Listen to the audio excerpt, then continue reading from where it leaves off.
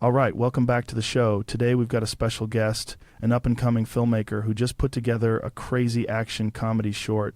Let's dive into it. First question: how does your product use or challenge conventions, and how does it represent social groups or issues?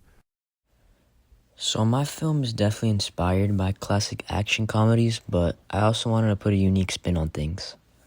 A lot of action movies have these over-the-top, super skilled heroes, but my main character, Alex, is just a regular guy trying to make some extra cash.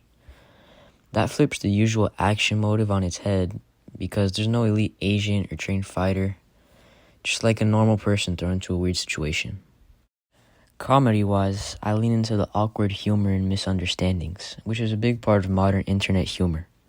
Instead of big explosions or crazy stunts, the action in my film is exaggerated in a low-budget, over-the-top way, like when Mr. Brown acts paranoid and uses a frying pan as a weapon.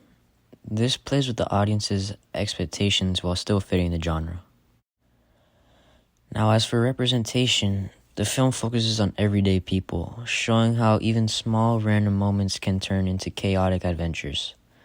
There aren't deep social themes, but it does poke fun at how technology, like some delivery apps, has made people do weird things for money, which is pretty relevant today. Damn, that's an interesting way to flip the action genre. All right, next up: how does your product engage with audiences, and how would it be distributed as a real media text? I think my film engages audiences by being relatable and funny. The humor comes from the awkwardness of the situation, and everyone's either had a weird job or met someone sketchy like Mr. Brown. That mix of comedy and suspense keeps people interested because they don't know what's going to happen next. Now, if this was a real media product, I'd definitely distribute it through digital platforms. YouTube would probably be the best option since short films perform really well there, especially in the action comedy genre, because they have a very broad audience. For social media, I think I'd probably go with TikTok and Instagram Reels because short clips from the funniest moments in my film would grab the most attention and want people to watch the entire film.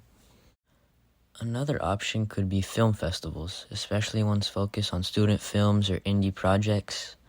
It would be a cool way to get exposure and see how an audience reacts in real time. That's a solid plan. Social media is definitely a game changer for indie filmmakers.